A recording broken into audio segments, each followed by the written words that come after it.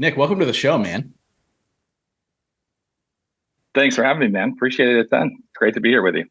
Yeah, I'm excited to just dive into so much about your history, where you're at now, how you help people navigate life, really, right? We can Hmm. talk about all the money you make for other people, but it's so much more than that. It's really, Yeah. for lack of a better term, you help people awaken to their true purpose. And I know that sounds super woo woo over the top, but it's really, really cool how you kind of transition to that. But where I want to start is let's dive into who Nick is today, and then we'll break down how you got there. Yeah, man. When people ask me the question, so Nick, what is it exactly that you do? I feel like that statement can be a prison, and it's maybe a wildly unique perspective, but I think that when you understand uniquely who you're created to be, it's rather undefinable, and that's why a lot of times, I'm like, I'm a maverick. Like I don't, and a maverick is an unbranded bull. It's a motherless bull. That's the concept, and so for me, it's like I like to get more so into the conversation about like, Nick, who is it that you serve? And that's the question that I hear when people ask me the deeper question about what is it that you do? I'm like, well, let me tell you about the people that I love to serve. And it is somewhat of a deflection because it's complicated to try to explain it. But I've just found that actually, when you are meeting the right people, that's what they actually care about more is who you are in the sense of what you're up to in the world and who you serve and what you care about. The know, like, and trust factor is just far greater in that way.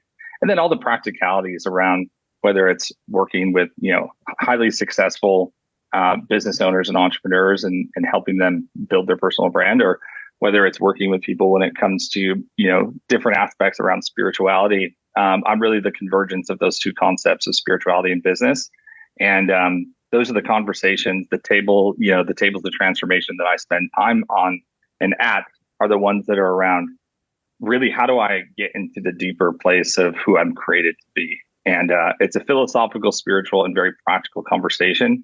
And I think I hold both energies well. That's why people trust me with it. No, I love it. Yeah, no, it's so funny. I love the term spirituality because I would say over the last 4 or 5 years, I've really navigated that myself, right? Hired a coach in the spirituality space and really just had a lot of questions. Growing up, my grandfather was a pastor, so grew up in the church, very kind of I still consider myself a Christian, but the whole religion thing really turned me off at a young age. And so spirituality for me is was something so much bigger, right? And so it's a word that gets thrown around a lot. It's usually not thrown around by guys that present like you. So I'd love to hear from you. What's your idea of spirituality when you use that term? I think it's just an acknowledgement towards a greater connection with something that loves you more than your mom does. Um, Mm. it's really simple. God is not some big guy in the sky with a gray beard. I think that when it comes to spirituality, it's a different plane that we can't necessarily see or touch, but it's something that we can feel. And I believe that that's why everything comes back to energy, is because energy is emotion in motion, right? So that is the concept of energy. That's energy moves and it cycles, and it's this unique thing that is embedded into the emotions of the human experience. And that's where I think a lot of people either go very right or very wrong. I see a lot of people build their lives, and I've done it as well, chasing the thing they think they're supposed to do. And in the pursuit of that, they get exactly what it is that they want, which is often, a T in the road that says if you keep driving straight, then you're going to flip and roll your vehicle, and you're going to be somewhere you never thought you wanted to be. And so there are these cruxes, these moments in life where we have to make deeper decisions. And that requires an introspective look. And I believe that's why the coaching industry has gone very wrong, is because a lot of people have just listened to what other people have told them to do. And what I love about the modality and the way that I coach people is actually I go above, down, inside out. That's my process. Above down is you have to have a relationship with something greater than you. You have to have a sense of like that there's something out there. There's some reason, there's some force, there's something out there that created this experience that we have today. And I have to be tapped in and tuned into what that thing is. And when I can bring that reality into my experience, I'm actually becoming more of who I am, because we're divine in nature when we're having a human experience. We are spiritual beings having a human experience.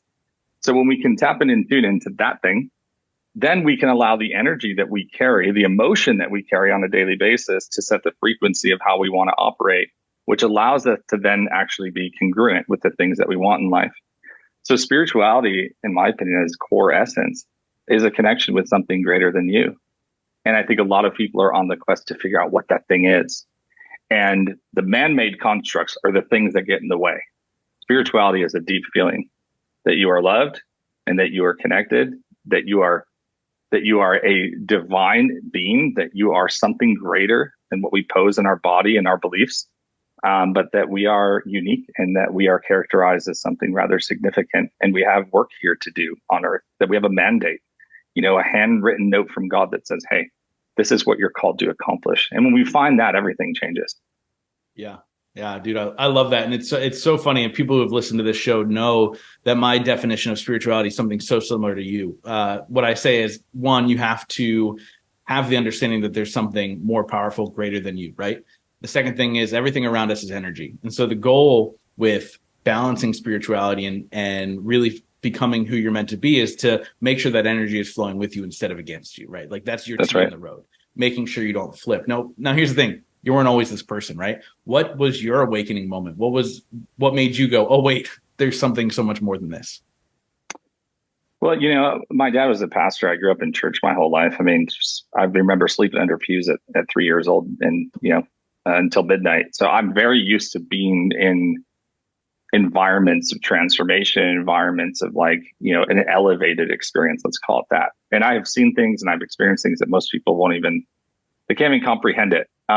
And I don't say that in a bad way. I'm just saying it's so wild. If I said it on the show, they would be like, wait, what? It'd be like an hour conversation about that one thing. But I think that holistically in my later years in life and kind of I'm going on a more recent event, I had a conversation with a Taoist monk that it was a 2-hour conversation that changed my life. And what he allowed me to see is truly the paralleled universe of this concept that we are the creator of our emotions. Therefore, we create the human experience that we have.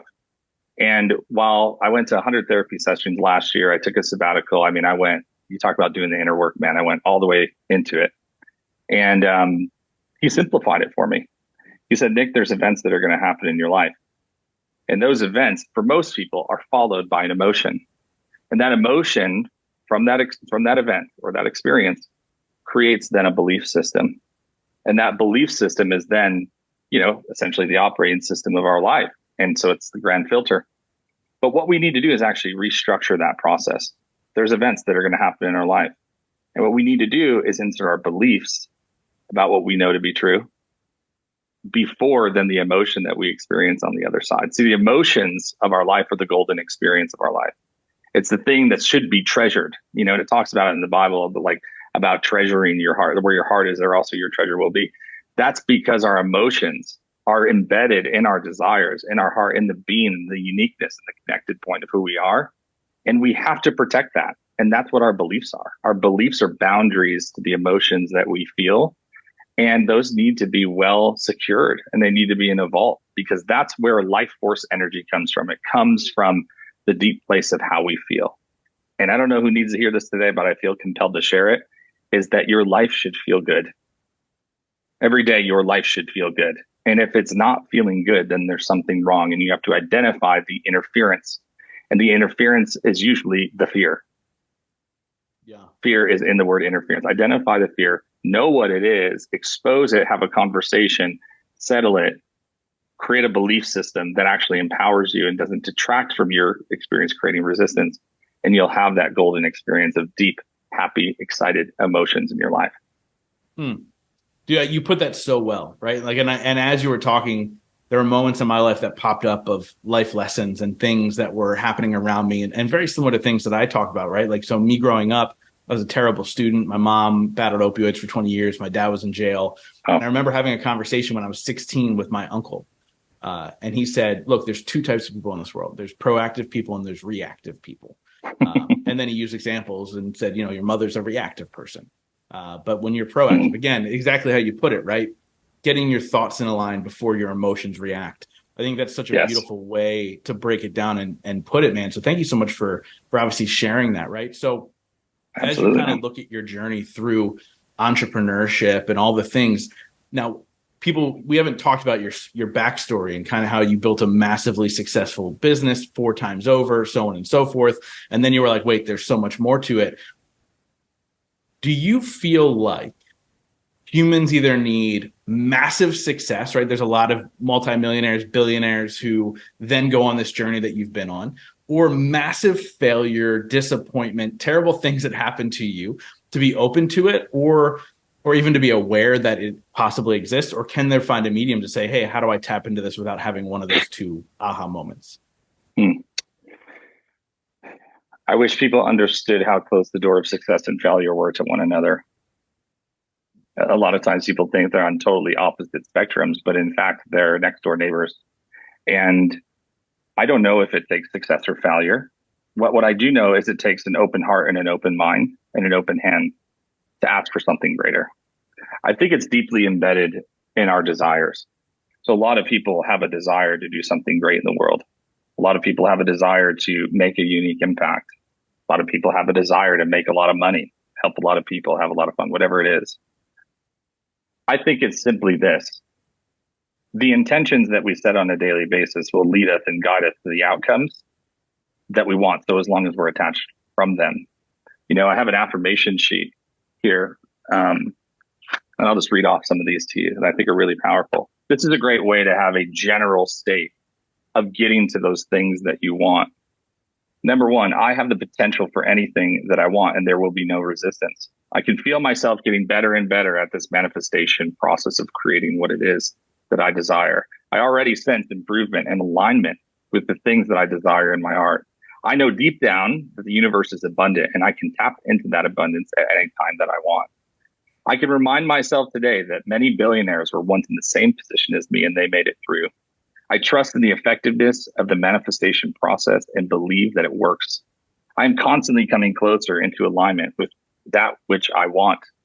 I love the idea of abundance and actively look for it in my life beyond just financial aspects. I mean, these are it's like a page and a half worth of these things. And so I can step back, and this is the primary thing, is to remove the outcome-based life. My mentor, David Meltzer, says it this way: living an outcome-based life is like food in one tube and out the other. It's just you push the boulder up the hill just to get it up to the top for it to come back down again. I think that when people just start living into a place of clear intention, I think the number one problem that we do, whether success or failure, is we actually just confuse the universe based on what it is that we want. I love asking you the question very clearly around what it is that you're doing and what it is that you help people with. Because you're like, hey, it's really simple. If I'm helping people with belief systems, it's based on this combination of the 5 people who are in your life, and every single person plays a significant role in your life in order for you to get to the places of that which you desire. Very, very, very clear. So now it's about the right people, the right conversations.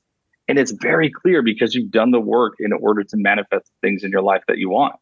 That's why I say it's not about success or failure. It's not about whatever. It is actually about, are you setting clear intentions on what you want? And this is a caution in a good way. Caution that's beneficial is that if you're asking for your destiny, you're asking for trouble. Mm-hmm. Most people think that by seeking what it is that they want, that it actually gets them into a place of having an easier life. And that can be further along from the truth. We learn through the process of resistance, just like resistance training, right? Like benching or lifting weights. We learn the process of how to develop the muscles and the ability to actually hold what it is that God has for us. And I've just seen it in my life and in other people's lives, of where when we set the intention, when we go on the path, when we ask God for the thing is that we want, and then we get it, we have to be able to hold it. And that's why you don't want anything too early in your life. If you get it too early, you can't hold the weight of what that thing is. It's just like having children. It's like, I want children now. Well, if your wife is 12 weeks pregnant, you don't want children right now, because that child will come premature with a lot of complications and challenges versus in its perfect timing. And so, success, failure, fear or great, hitting the finish line, the thing is that you want. Set intentions that are based on your deepest desire today, and know what you want today, who can help you and who you can help. Get into a place of prioritization, of executing on the things that you believe are your highest priority based on the things that you want. And you never have to ask yourself the question of, why am I here? And that's what David Meltzer taught me. That's what changed my life, was David getting me to that place of just Nothing else matters besides the intentions that we set, the desire that we place onto that bullet train of life. And then we just work at it one day after another. And we live a non-outcome based life. We come from an inspired state of understanding that God is for us, that he's with us, and he has great plans for us. Dude, I love it. I love it. So obviously in those affirmations that you're reading, you use the term manifestation a lot. And I think a lot of people don't understand the actual practice of manifestation and putting it into play into our lives on a daily basis. What does that look like for you? Well, it's a combination of knowing that miracles exist and the ability to quiet our mind. That's how I see it. So on one side, it's meditation. On the other side, it's believing that miracles are real. And so manifesting the things that I, in my life that I want is that I write them down, that I place intention and focus towards them. And on a daily basis, I set time aside to quiet my mind because I have to reset. A lot of people with the process of manifestation, when they look at meditation and look at, like, what do I sit here and like go, and hum? No. What you do is you quiet your mind. What you're doing is that you're stopping the negative momentum in your mind of the automatic thoughts that bring you down into the cycle of despair. And so when you go into the cycle of despair, everything's wrong, everything's broken. And even this is very clinical. Like if you look at processes around psychotherapy, the first thing that's taught is the automatic negative beliefs or negative thoughts. And you have to hold and capture every thought. The Bible talks about this again. It says to basically bring awareness to every thought that you think and capture it. And so what does that mean? Is that you assess that thought. Is that for me? Abraham Hicks, Esther Hicks, she calls it rockets of desire, right? Like we're launching every minute when we wake up, we're launching these rockets of desire towards things that we want or things that we don't. But as soon as you say, I don't want those things, then you're bringing attention to the thing that you don't want, which is launching the rockets of desire. That's why we have to step back and we can actually turn those off, tune into a different frequency of abundance. So when I think about manifestation, I think about it's the quieting of the mind in alignment with the desires that we have, and then the ability to trust for the impossible and know that it's very possible. I can do all things through Christ who gives me strength. I've adapted so much of my foundational belief to serve a today reality. And I think that's the benefit. And again, when you know you have a big mission, Jesus went on his mission to do what he was called to do. And he got led to a cross of where he was crucified and killed in front of people and mocked and scorned. That may be the future reality of us doing our greatest work, is that we believe maybe in the moment that we're getting led to this place of defeat, but no, it's resurrection. It's the new life. It's being reborn into a different reality. So entrepreneurship is about dying 1,000 deaths. It's about every single day waking up and aligning your intentions and turning off those negative thoughts and tuning into the power of who you are and who you're created to be. I think that makes the biggest difference. Dude, that's huge. How do you stop yourself from spiraling? Obviously, look, this is a practice. I understand that. But, talk about, guess what? Bad things happen. Like, that's the reality of life, right? Like, I watched a snippet of an interview you did, and you said you lost $1 million in 2 days when COVID hit. Right? Like, that could have been a downward spiral for most people. Like, I host live events, and I'm a speaker, and 60% of my income went away overnight, right? And so, one of two things happens there. You either continue to spiral or you can take an action in that moment to flip the script. What do you do and what do you put into practice to make sure you don't spiral day after day? Well, uniquely for me, the way I was raised was with a lot of faith, especially in the hardest times. I grew up in a, very lower middle class family, and, we didn't have a lot as kids. My parents always made it happen, but we didn't have a ton, So a lot of the prayers were centralized around like asking God to like solve the day or to solve the vision, of what was possible for our lives. And so in life's hardest moments, man, my belief is activated, my faith is activated in a way that I cannot even explain. It's so on such a cellular level for me, on such a core identity level for me. My kids go to the Covenant School in Nashville where there was a shooting, about a month ago. And my response in that really intensely challenging moment was, I know that they're okay. And it's very unique. I guess I just see it in my life. It's the mid-range stuff that tries to get agitation in my daily life. My dad used to always tell us when we were growing up, basically like, don't leave the door open for anything, for negativity to come into your life. But he says, every time you shut the door, you got to remember that the window's cracked open too. And that's the idea, is like, whenever we're inspecting our life, You might have big circumstances like a front door circumstance of like, make sure you shut and lock the door.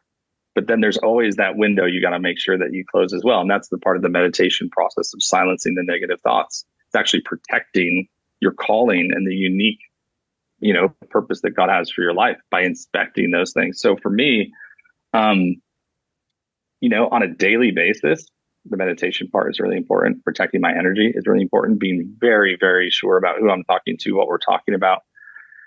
And then honestly, it just comes back to the place of intention. It's reducing the stress in my life. It's going towards the path of least resistance. That's the ultimate win. It's what is the path of least resistance? Not that resistance is not something that can grow us, but when you're truly seeking abundance, it should be frictionless. It should be a flywheel of momentum. And that's what I seek out is like, how can I do that? And in addition, I just train myself every day.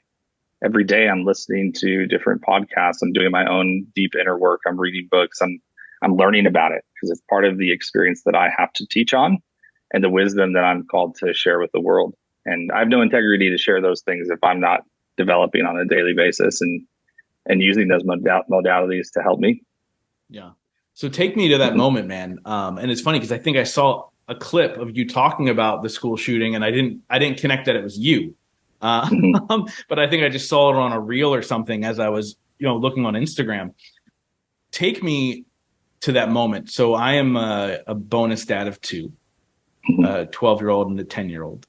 And before I started dating my now wife, I didn't think about that, right? Like it wasn't even like, wasn't even a thought. And now that it is absolutely a reality as it's happening more and more in our country, I know you said it was so ingrained in you to just be like, I know they're fine. How can somebody train themselves to even in that? Because like you took it to the extreme, like you took what you're practicing to the extreme in that moment. What was that moment like when you found out it was happening, and how did you process that and help your wife even through the process? I've had enough struggle in my life to, and I think that's what prepared me for that moment. I've learned how to say thank you to life's most difficult experiences. And it's so upside down, sideways, and backwards. That doesn't make it. How do you say thank you to a challenge and to a tragedy that's that big? Well, because you understand that everything in the end works out and that the life lessons that we learn are the greatest things that actually shape and shift our life into the greatness of who we are. I've never seen someone successful without struggle. And the ones who are the most successful have gone through the most struggle and the most challenges. It's sacred. And I wouldn't wish it upon anybody. But there's a lot of lessons in my life that I wouldn't wish upon anybody. So I've learned how to say thank you. I've also learned how to tell myself, this is good. Again, what's the path of least resistance? Acceptance. Acceptance of the reality of what you face with an understanding of the bigger vision of how this plays into my life. So I don't know. There's something on, again, just a deep level. I mean, when I got the call of what was happening, and it was my wife who called me, I just said, I want you to hear me right now. Our kids are fine. I don't know. I don't know where that came from. I don't know where that strength came from. I don't know where that assurance came from. All I can point back to is that having a deep connection with my creator is the thing that did it. Because people need more hope in life now than ever.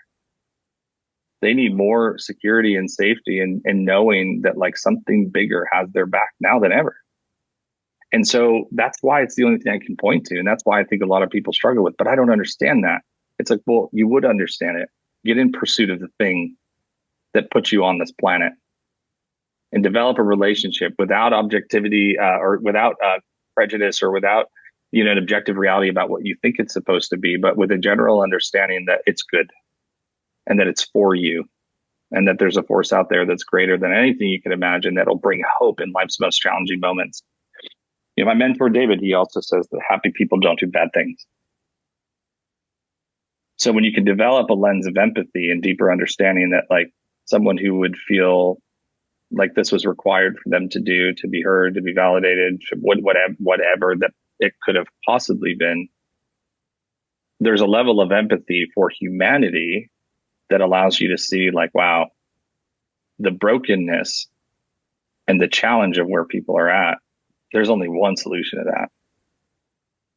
And that is the hope that God is real and that can redeem broken hearts and very troubled realities. And I always point back to God, because I actually believe it. And for about 10 years of my life, after I got out of ministry, I didn't believe in anything.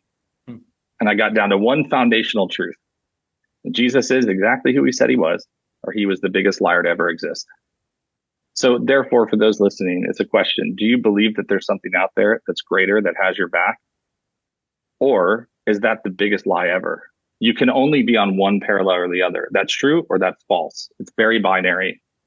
I'm just asking you to just say and believe that there is. And that will get you one step closer to having that confidence, to having that strength, to being a sturdy, stable rock in the midst of a wild storm. And I'm grateful for that, man. I'm super grateful for that. It taught me a lot about my foundation, and that faith is a currency in that moment. It's an energy that can be expensed. So, yeah, man. I love it. Yeah. I mean, it comes back to just that one word, faith, right? Having faith that everything's going to be okay. And I think that's just such a beautiful way to put it. I don't know how I would react to that in that moment, even after hearing that beautiful way you put it. But the reality is, I think I've been through enough in my life to understand that everything's going to be okay, right? I'm never that person who spirals for too long, and get better every single day, really, in getting myself out of those moments where challenges happen. And I think, again, you've put it so beautifully. So I wonder, as somebody who might work with you, right? I have a large entrepreneurship following as far as people who own their own businesses that listen to this show. How does aligning on this process allow success in their business or their reach or their impact? Well, alignment is the most powerful thing you'll ever experience in your life, by far. Seeking out alignment means that you do not have separation between the thing that created you and the experience that you have today. And that's what, in my belief system, that's what most people are lacking.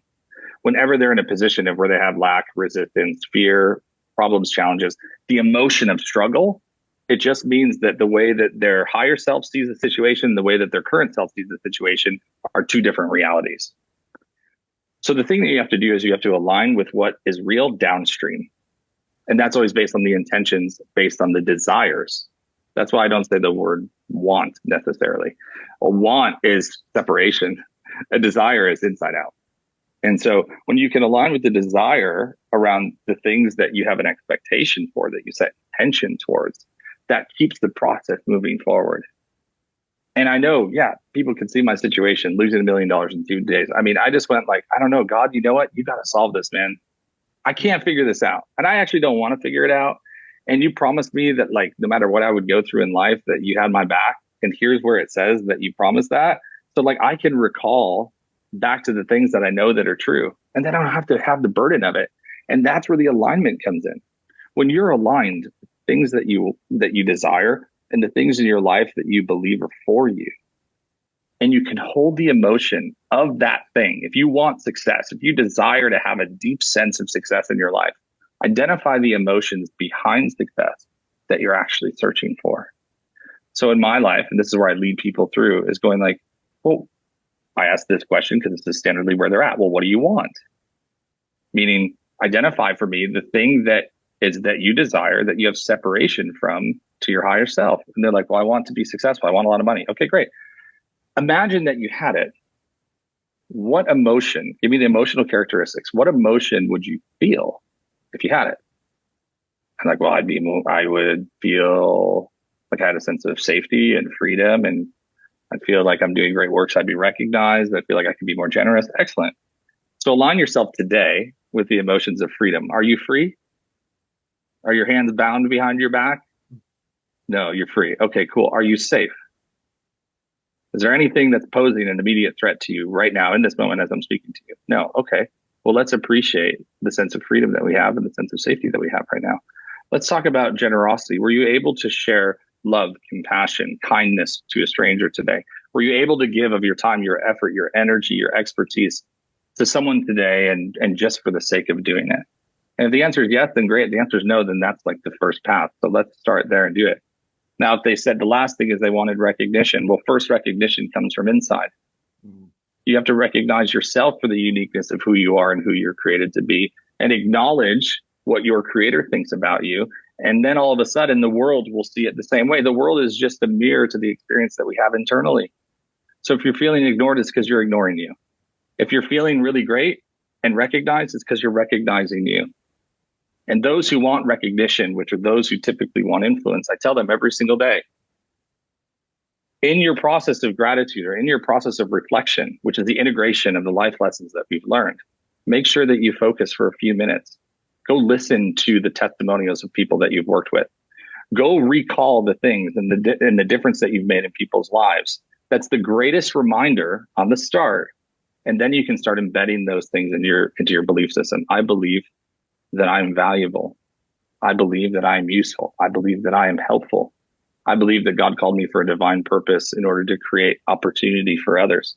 All of a sudden now, in that self-reflection, now the world becomes your magnet. And so that's the process of alignment. And that's what turns us into a magnet and not a megaphone, where we feel we have to soapbox our big ideas or our products or services or the things that we do. But we can become an attractional force that brings people 100 times quicker into the things that we so desire in our lives. So that's what I do. Dude, I love it, man. I love it. So you talked a lot about success, right? You said the word success a lot. So I want to ask you a question that I ask every single person on this show. It's a two-part question. The first part is, what is your definition of success? The second part is, what are 3 things you do every single day to ensure that success for yourself? Yeah. My definition of success is the feeling and or the experience of safety, freedom, recognition, and generosity. So the 3 to 4 things that I do every day to ensure it is I remind myself, number 1, that I am safe, that I have everything that I need, that I have a creator who's got my back, that I have a loving family, that all my kids and everybody in my family is fine. Number 2, I go to freedom. I'm thankful that we live in a free country. I'm thankful that I can do with what I want, with my time, with my energy, with my investment in others, and for the things that I pursue and that I desire in my life. Number 3, I focus on recognition. I'm grateful, first of all, that God created me in his image. And I can look into that and go like, I'm grateful that he gave me a voice to speak, that he gave me hands to serve, that he gave me a mind of expansion, that he gave me an emotional presence that allows people to experience transformation and to experience who he is. I can go to the last one and go like generosity. I thank God that he's given me the life lessons and the challenges that I've faced. The promise, which feels at times like a weight to carry, but the promise that my destiny is out in front of me. And he's given me the strength to be able to pursue that, what it is that will make the biggest difference for people in the world. That's what I do. That is my process. That's how I define success, because I've done the work to figure it out. Success for me was never monetary. That's why when I lost $1 million in 2 days, I didn't really give a shit. The thing that it did, though, was it threatened my safety. And that's the deep work that I had to do. God, you got me. And by the way, what's really wild, I did nothing to solve that, but stay in alignment. My alignment was, God, what can I do today that gets me one step closer to the things that I want? And it was just like, just show up. And randomly, some guy DMs me. He's like, our business is exploding. We're growing exponentially. Like, I need your help. We 10x'd his business in 90 days. When you're in alignment, it brings more of everything, but it's really, really clear when it's like synchronistic or almost magical. Like, where the heck did this come from? This was a guy who lived in my neighborhood. I didn't even know. He's like, my sister met your wife through a mutual friend at the park, like, 2 to 3 months ago. And I just heard about you. And then I saw your videos online. Those are the moments when you know and you have evidence that something greater is looking out for you. And so to me, success is not monetary. It's the things behind the monetary things for those in business that you can define as an emotion that you have to hold and stabilize and have consistent awareness to every day. I love it, man. What are 3 things you do every single day to ensure that success? Well, number 1 is I go over my manifestation list and my abundance list and my alignment list. Those are things that are primary. Number 2 is I focus on encouraging 5 people every day. That is my sales process. That's like I go with intuition. So I don't have like a funnel process. I have a flow process. And so as long as I feel it here, then I feel like that expansive energy can go out, and that magnetizes and pulls the right people in. And so just encouraging 5 people every day is a primary KPI for me, as well as setting my intentions and the manifestation and abundance principles.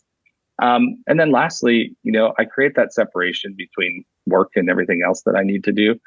And I really try to double down on being available for my family. I think I'm called first to serve my family. And so for an alignment piece for me, it's like, I read this book. It's, who's it by? Dr. Miles Monroe. And it talks about managing crisis.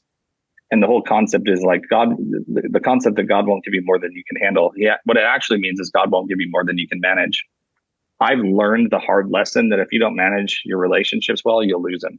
If you don't manage your connection with the people that you love, you'll lose it. If you don't manage your finances right, you'll lose it. If you don't manage your house right, you'll lose it. If you don't manage your community, like that's the whole process. And so I really double down on like, what is that trust equation? Credibility, reliability, and deep connection over the self-orientation of the way that I see it, or the way that I believe God sees it. How can I look at those elements of my life and manage them well? So that's kind of an inspection level on like, it starts with relationship. It starts with myself. And then it expands into, the things that I love the most, the things that I desire the most. So those are pretty much the three things that I do: set my intentions and do my affirmations. I double down on the process of encouraging 5 people every day. And then lastly, I do my KPIs on how well am I managing the things that I'm entrusted with. I love it, man. I love it. So I wrap up every single interview with the same question, but before we get there, how do people find you? How do they get a hold of you? What's all the good stuff? Yeah, they can check out my website, nickcavuoto.com. That's probably the best place to start. I just created this new page. It's a lot of fun. I really like it. It's nickcavuoto.com/you, Y-O-U. And it really describes the heartbeat behind the people that I serve. And so that's probably a good place to start. And if that sounds like you and you want to connect, then there's a little button at the bottom of the page where you can say what's up. And then on social media at Nick Cavuoto everywhere. So feel free to hit me up there. I love it. And like I said, I wrap up every single interview with the same question. Since the show is called The Growth Now Movement, that question is, in your life, what has been your biggest moment of growth? My biggest moment of growth. That's a really good question.